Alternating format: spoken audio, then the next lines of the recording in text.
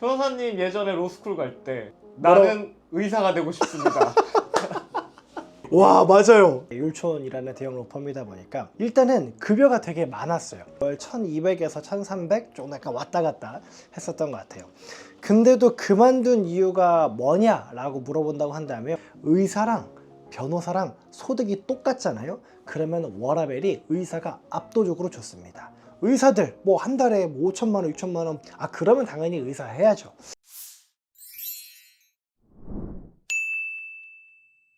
월 1000만 원 넘게 버는 율촌을 그만두고 개업을 하시게 된 이유. 원래 율촌이 대형 로펌이잖아요. 우리나라에서 뭐 대형 로펌 요즘에 뭐 상위 뭐 10개다 15개다 말하는데 사실 그 법조인들 사이에서 찐 대형 로펌은 상위 한 6개 정도, 그쵸? 김광태세 율화라고 불리는 거 딱 요 6개 정도인데 그 뭐 6개 안에 들어가는 이제 율촌이라는 대형 로펌이다 보니까 일단은 급여가 되게 많았어요. 이게 일반적으로 사람들이 말하는 게 얼마 정도 버냐, 월 1000 버냐라고 말하는데 사실 세후로 월 1000 이상 벌었고 세후로 따졌을 때 한 월 1200에서 1300 조금 약간 왔다 갔다 했었던 것 같아요. 근데도 그만둔 이유가 뭐냐라고 물어본다고 한다면 뭐 여러 가지가 있을 수 있을 것 같은데 사실은 많은 사람들이 검찰이나 뭐 판사 이런 데 있다가 내가 대형 로펌을 가겠다 하면은 여러 이유가 있지만 큰 이유 중에 하나는 급여 부분이거든요. 근데 사실 월 1200, 1300 되게 큰 급여기는 한데 옛날과 비교하면은 물가가 너무나 뛰었기 때문에 사실은 그렇게나 크지는 않아요. 왜냐면은 2000년대 기준으로 했을 때 초임 변호사 김앤장 연봉이 대략 연봉 6천에서 7천만 원 정도였어요. 그리고 조금만 더 올라가면 연봉 한 1억 정도가 됐는데 그때 제가 찾아보니까 서울 음마 아파트 32평형 가격이 무려 2억이었어요. 그러니까 내가 진짜 힘들어도 한 2년만 일하면 빚 없이 음마 아파트를 살 수 있었고 또 그때는 대출로 잘 나왔잖아요. 그러니까 1년만 일하면 대출 조금 껴가지고 서울 강남의 큰 아파트들을 살 수 있었으니까 내가 일도 많고 힘도 들고 여기저기서 고객한테 스트레스 받고 파트너한테 스트레스 받아도 충분히 그렇게 일할 유인이 있었는데 솔직히 지금은 월 1200, 1300을 받아도 강남의 아파트 집값이 40억, 50억이잖아요. 그러니까 내가 돈 받는 거 하나도 안 쓰고 한 40년 정도 모아야 아파트를 살 수 있으니 이게 약간 실질적으로 많이 받는다고는 하지만 아무래도 그게 체감상 조금 유인이 낮지 않나 라는 생각이 들어요. 뭐 물론 뭐 그것 때문만은 아니고 다른 해보고 싶은 것도 많았고 하고 싶은 것도 많았지만 만약에 내가 월급 뭐 한 1200, 1300 받는데 강남 아파트 집값이 2억이었다? 그만 안 두지 않았을까요? 그러면 지금 강남 아파트 시세가 한 3, 40억이라고 쳐도 네. 그럼 그때 내 적정 연봉은 그의 한 절반인 한 10억쯤은 됐었어야 된다. 10억이요. 거의 약간 이제 미국 로펌인 것 같은데 만약에 내 연봉이 10억이었다. 그러면은 그만 안 뒀을 것 같은데요. 그러면 어쨌든 간에 나오시게 된 이유는 나왔을 때 내가 좀 더 낫다 이거여야 되잖아요. 그런 유인이 있어야 되니까. 그럼 나왔을 때 더 좋은 점에 대해서 경제적인 거 빼고 좀 더 얘기해 줄 수 있어요? 일단은 대형 로펌은 아무래도 내가 하고 싶은 사건을 하는 게 아니라 위에서 배정되는 사건을 하는 거잖아요. 근데 개업하고 난 다음에는 사실은 내가 하고 싶은 사건 그런 것들 하고 하기 싫은 사건 뭔가 지저분하고 이거 지저분하다라는 게 너무 어렵네 그게 아니라 너무나 비윤리적이고 혹은 의뢰인이 누가 봐도 거짓말하는 게 보이는데 그런 거짓말하는 의뢰인을 계속해서 비호해 줘야 되네. 이제 그런 것들은 제가 안 해도 되는 거잖아요. 좀 약간 이제 그런 자율성이 있고요. 그리고 사실 워라밸 측면에 있어서도 차이가 커요.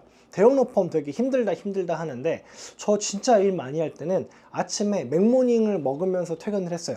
그래서 새벽 5시나 6시쯤에 퇴근하면서 다른 변호사들한테 사내 메신저로 야 맥모닝 먹으면서 퇴근할 사람 물어보고 같이 팟 모아가지고 퇴근하면서 맥모닝 먹고 퇴근하고 다시 뭐 한 10시까지 출근 이런 경우들도 많았는데 뭐 개업한 다음에도 바쁠 때가 있긴 하지만 사실 그 정도까지는 아니니까 뭐 워라밸적인 차원이라든가 이런 자유도적인 측면에 있어서도 훨씬 좋은 점 많은 것 같아요. 그럼 조금 더 과거로 돌아가 볼게요. 검사가 되셨는데 2년 정도 다니시다가 율촌으로 가셨어요. 그때는 무슨 마음이셨어요? 그때는 굉장히 복잡한 이유였어요. 굉장히 복잡한 이유였는데 제가 딱 검사가 됐을 때 법무부 장관이 이제 조국 추미애 이렇게 이어졌고요. 검찰총장이 이제 윤석열 이렇게 였습니다. 그러니까 뭐 법리적으로 혹은 뭐 진영적으로 누가 옳다 그르다가 아니고 너무나 이렇게 정치적으로 싸우는 그런 형태였잖아요. 근데 그러다 보니까 내가 그 상황을 보면서 나는 저 사람들처럼은 되고 싶지 않다라는 생각이 되게 많이 들었어요. 그리고 검찰에 있다 보면은 되게 크게 한 세 부류 정도로 나뉘는 것 같아요. 첫 번째 부류는 뭐냐면은 나는 승진에 대한 야욕도 있고 실제로 줄을 잘 선 사람들. 그래서 그 사람들은 되게 승승장구하면서 이제 올라갑니다.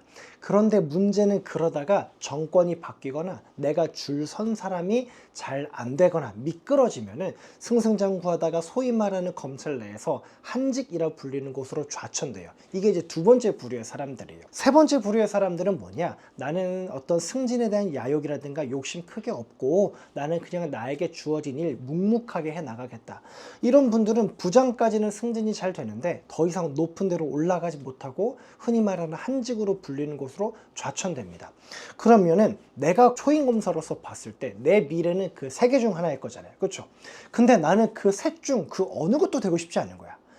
내가 줄 서고 내가 정말 정치권에 줄 대면서 잘 보여가지고 잘 나가는 정치검사가 돼야지 그러고 싶지도 않았고, 그런 것들을 하다가 미끄러져가지고 한직을 전전하고 싶지도 않았고, 그냥 나한테 주어진 일을 열심히 성실히 수행했음에도 불구하고 내가 정치적인 거 혹은 윗사람들에게 잘 보이려는 노력 이런 것들을 하지 않았다고 해서 어느 순간 밀려나는 그런 것도 되고 싶지 않았고, 그러니까 사실 그런 거죠. 내 미래가 보이는데 내 미래가 되고 싶지 않은 미래다. 그러니까 그만둬야겠다라는 생각들이 있었던 것 같아요. 그리고 제가 검사 되니까 주변에서 검사 됐으면 월급 진짜 많이 벌겠다.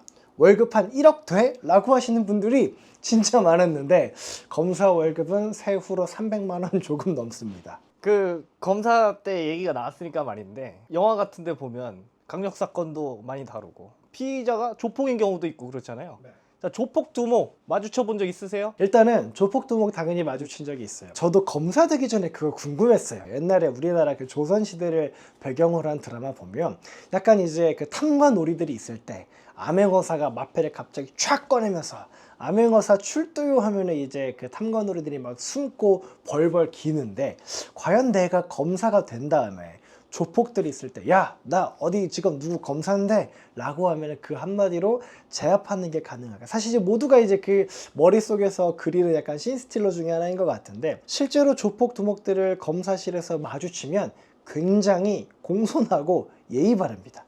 그래서 저는 약간 아직까지도 어떤 선입견을 갖고 있냐면은 내가 조사하는 모든 사람들 중에 가장 예의 바르고 가장 공손한 사람 조폭이지 라는 생각들이 있어요. 그래서 약간 이제 조사할 정도를 잡을 때 조폭이잖아요. 그러면은 대화도 되게 잘 되고 협조도 되게 잘 됩니다. 물론 이제 그들의 어떤 행동이라든가 범죄 이런 것들에 대해서까지 옹호하거나 그런 건 절대 아니지만, 최소한 조폭들은 내가 검사랑 맞부딪혔었을 때 그게 얼마나 위험하다라는 걸 알고 있기 때문에 검사실에 들어올 때도 검사님 안녕하십니까 하고 딱 90도로 인사하고 들어오는데 유일한 피의자들이지 않을까 싶습니다. 조폭 관련해서 기억나는 게 하나 있어요. 뭐가 있었냐면은 18살짜리였어요. 고등학생이었는데 얘가 집에서 말은 안 듣고 맨날 이제 쌈박질하고 돌아다니는 거예요. 근데 원래 그런 애들은 이제 어떻게 해야 되냐면은 이제 소년보호 처분이라는 걸 해야 되는데 되게 간단하잖아요. 그냥 뭐 소년보호 처분 몇 호 하면 이게 끝내는데, 얘가 너무나 사고를 치니까 그 부모님이 저한테 직접 찾아가 가지고 부탁을 하더라고요. 제 아들놈인데 이놈이 이제 한 2, 3년만 있으면 성인이 되는데 정말 나쁜 길로 빠질 것 같다. 검사님이 불러가지고 따끔하게 혼을 좀 내주고 좀 겁을 줘라 라고 하더라고요. 그래서 제가 불러서 겁을 준다고 하는데 얼마나 과연 이게 설득력이 있을까 생각을 해서 제가 고민하다가 내린 게 있었어요. 뭐였냐면은 구속되어 있는 조폭 조사를 진행하자라는 거였어요. 그래서 이 문제를 저지른 비행청소년 애를 오후 2시에 불렀어요. 그리고 오후 2시부터 저랑 면담을 시작하다가 그 조폭 행동대장을 오후 2시 20분 조사로 불렀습니다. 그러면 그 오후 2시 20분에 애가 구속되어 있기 때문에 행동대장이 포승줄에 묶여가지고 온몸에 문신을 하고 들어와요. 그 2시에 저랑 이제 면담을 하던 이제 그 비행청소년 고등학생이 검사 앞에서도 살짝 이제 껄렁껄렁해요. 그러면서도 대답도 잘 안 하고 참 진짜 속으로 저놈이 내 아들놈이면 진짜 한 대 참 때리고 싶은데라는 생각이 드는데, 그렇게 있다가 오후 2시 20분쯤에 갑자기 저 뒤에서 이제 포승줄에 묶인 거구의 남자가 검사님 안녕하십니까 하면서 딱 인사하고 들어오는데, 그 아이도 놀라고 그 부모도, 제가 얘기를 안 했으니까 부모도 놀라고, 그런 다음에 예 잠깐 앉아있어요 라고 제가 얘기를 하니까 그 조폭 두목은 뒤에서 이제 앉아있는 거였어요. 그런 거를 이제 비행 청소년이 보면서 제가 이제 그런 얘기들을 했어요. 너가 지금은 이제 미성년자니까 보호 처분으로 끝나고 하지만 앞으로 2년 3년만 지나면 성인이 되는 거고, 그러면 너도 잘못이 반복되면 구속될 수 있고 더 나쁜 길로 빠지면은 돌이키기가 어렵다라는 것들을 하니까 좀 약간 겁먹은 것처럼 보였거든요. 뭐 그 후로도 어떻게 됐는지는 모르겠지만 어쨌든 이제 그런 뭐 경험들도 있습니다. 네. 뭐 검사 얘기 또 좀 해봤는데, 그럼 다시 변호사 얘기로 돌아와 볼게요. 네. 우리나라 하면 역시 그래도 아직까지는 의사가 최고다, 뭐 이런 얘기가 있고 그런 인식이 있는데, 의사보다 좀 더 나은 점이 있거나 그런 거 혹시 있을까요? 없는 것 같은데요? 장난이고요. 소득으로만 따지면 솔직히 의사가 높아요. 이렇게 보시면 될 것 같아요. 개원한 의사와 개업한 변호사 중에 솔직히 누가 더 소득이 크냐라고 물어보면은 그거는 알 수가 없죠. 왜냐면은 뭐 개인 영업의 역량이니까. 근데 한 가지 확실한 건 뭐냐면요, 의사랑 변호사랑 소득이 똑같잖아요. 그러면 워라밸이 의사가 압도적으로 좋습니다. 그러니까 무슨 말이냐면은 소득 기준으로 제가 봤을 때는 의사가 더 좋고요. 만약에 똑같이 번다라고 하면은 최소한 워라밸 차원에 있어서도 의사가 훨씬 더 좋을 거예요. 그래서 만약에 내가 어떤 장래를 고민하거나 할 때 나는 그냥 뭐 워라밸도 중요하고 많이 벌고 싶어 라는 게 단순한 목표다라고 한다면 솔직히 의사가 변호사보다 저는 당연히 뭐 좋다라고 생각을 하고요.